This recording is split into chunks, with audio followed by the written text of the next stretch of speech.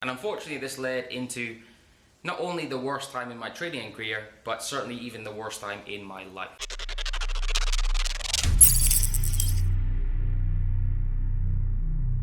Hey guys, hope you are all well. I want to do this video on my personal trading journey from start to finish, how I got into trading, what I went through during my development stage as a trader, the pitfalls, the good times, the failures, etc. Ultimately leading me to, at this point in time, where I consider myself a consistently profitable trader.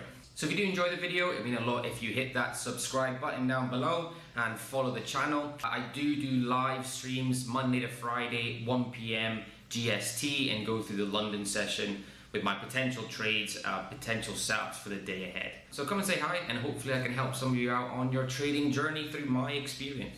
So I always remember how I started. I was 18 at the time. I'd come back from boarding school. I was in boarding school in the UK, and I came back and I was watching TV with the family one day, and a program about London city traders came on TV. This was the times before Netflix and Amazon Prime. You can watch what you want when you want. And from the instant that I watched that program, I was completely hooked, and I knew that that is something that I was definitely going to be interested in. But it wasn't until a few years later where I actually took my first step into investing or trading of any kind. So it wasn't until I came back from uni and I started working in oil and gas for my old man that I started really getting into trading. I think at that point in time I knew as soon as I started the job in oil and gas that it wasn't for me, and it certainly wasn't something that I wanted to do for the long term. So I looked online, Instagram, YouTube, social media, started watching a few videos to build up a knowledge on what trading actually is. And I found a company on Instagram that specialized in options trading. Now, as you know, if you know me now, I'm a Forex trader, but my initial start into actual trading was in options trading. So I bought a course for quite a decent amount of money, joined their Signal service, and got my first start, installed the software, interactive broker software, and I was all very excited to start doing what I thought I really wanted to do. And the good thing about options trading at that point in time was, because I was working 9 to 5, the US stock market didn't open until 5:30 PM here in the UAE. So I'd come back from work at around 5 and go straight into my office and start my options trading at 5:30 until midnight. And when I initially started, I was making money. And I think a lot of new traders come into the market, and in the first month or the first couple of weeks, they actually make quite a bit of money. And I think the main reason that happens is because they have no fear or no experience of losing money and losing trades over a long period of time. When I came back from work, went up to my office, turned it on and started my trading, I didn't actually know what I was doing.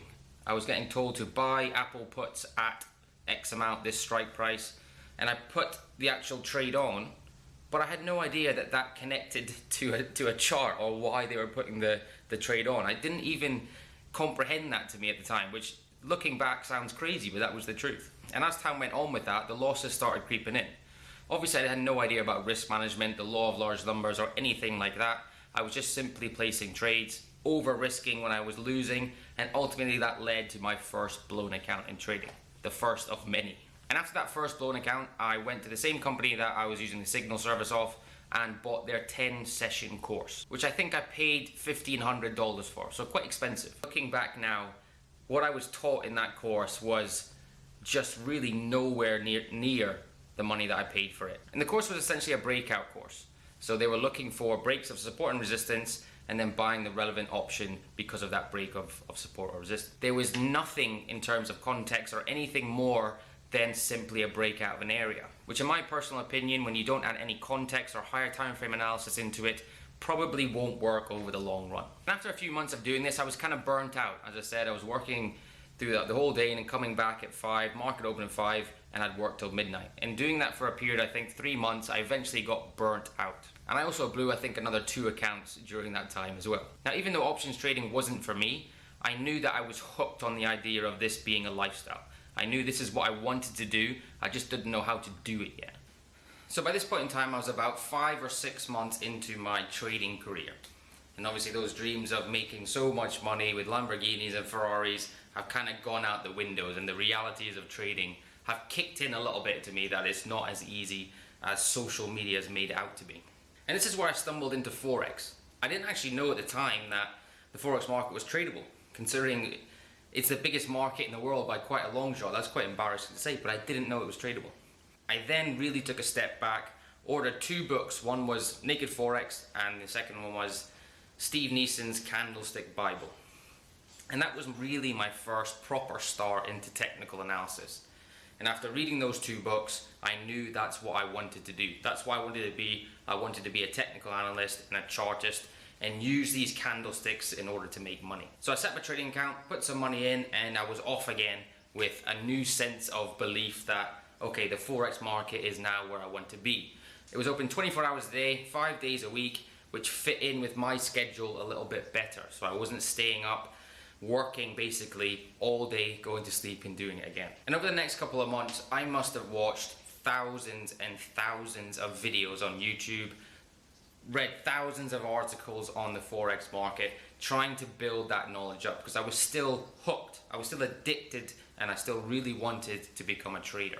And it was during this time that I realized that I needed a strategy if I was going to be a trader. As you know, every trader needs a strategy that they employ day in, day out, doing the same thing day in, day out. And through watching these thousands of videos, I knew I kind of liked the breakout retest. I liked the whole premise of breaking out from an area, retesting that area to go either short or long. And unfortunately, this led into not only the worst time in my trading career, but certainly even the worst time in my life.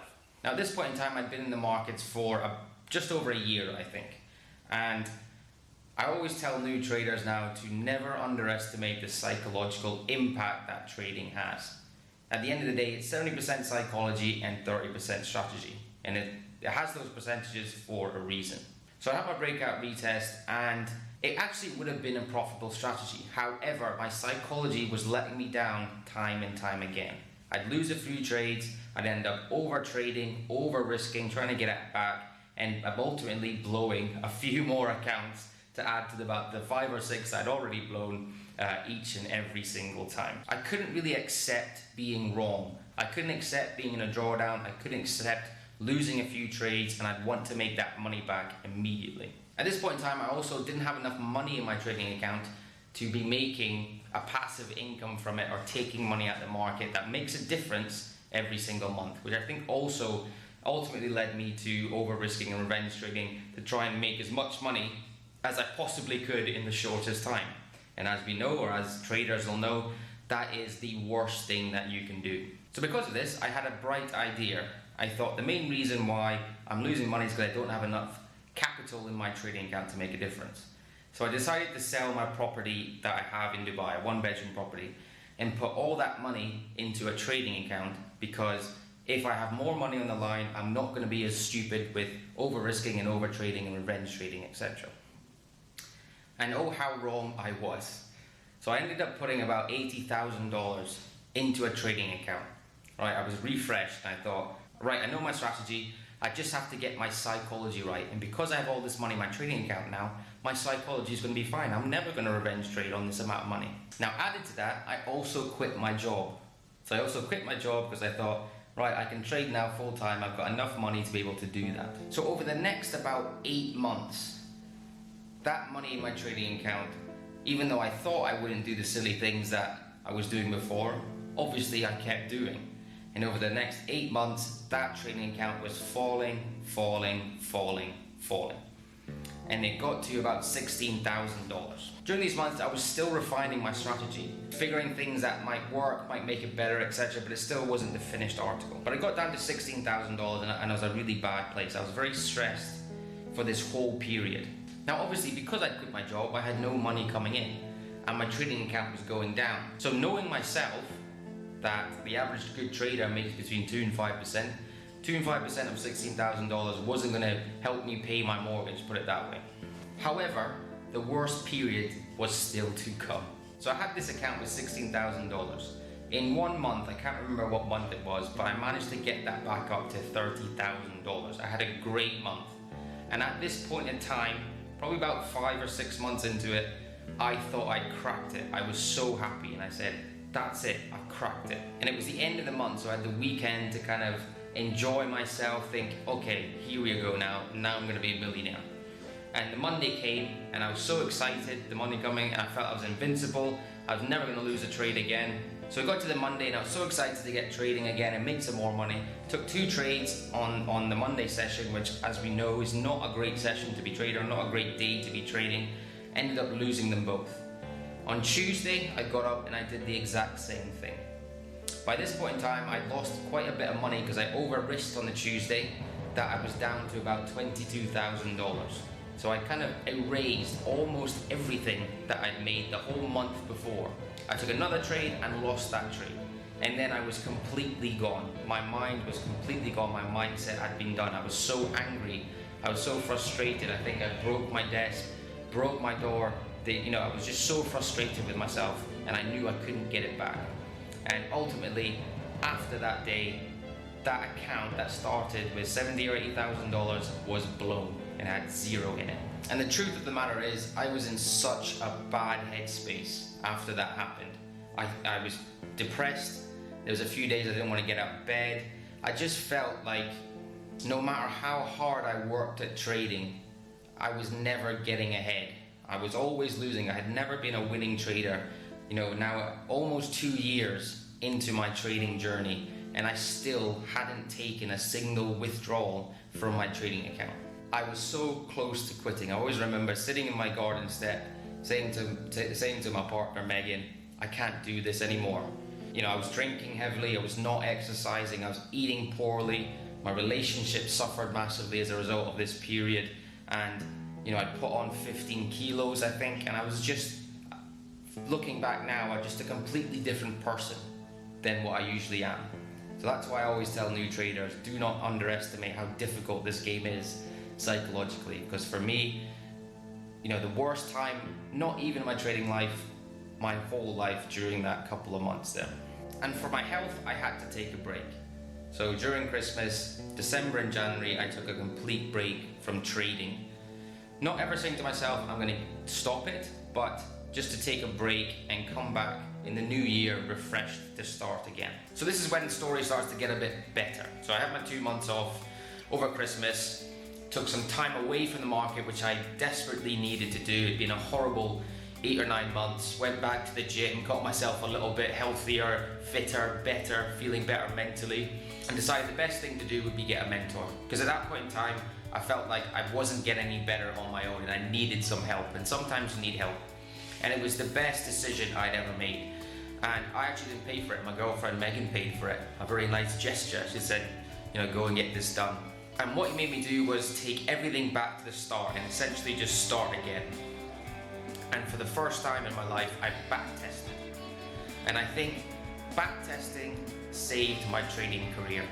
So for 3 months, I was every single day backtesting. It gave me confidence in my strategy, it gave me confidence in my ability, and it gave me a little bit of belief that I could actually do this if I just did it right and get that psychological stuff that was affecting me massively out the way, i.e. become robotic. So I went through that process for about 4 or 5 months with my mentor, and then decided that I would go back and try and get funded. Bear in mind, I've probably done about 10 FTMOs at this point in time and failed every single one of them. Like, I wasn't even close. So I decided to do the 100 grand funded yet again. And for the first time ever, I managed to get a free repeat. I said to myself, I'm not going to go for the passing the challenge, I'm just going to go for a free repeat. And that was such a big milestone for me. I wrote it down in my trading diary. It's quite a lot of funny things I wrote in my trading diary. Maybe I'll do another video on all the things I wrote down there, because it is quite funny to look back on.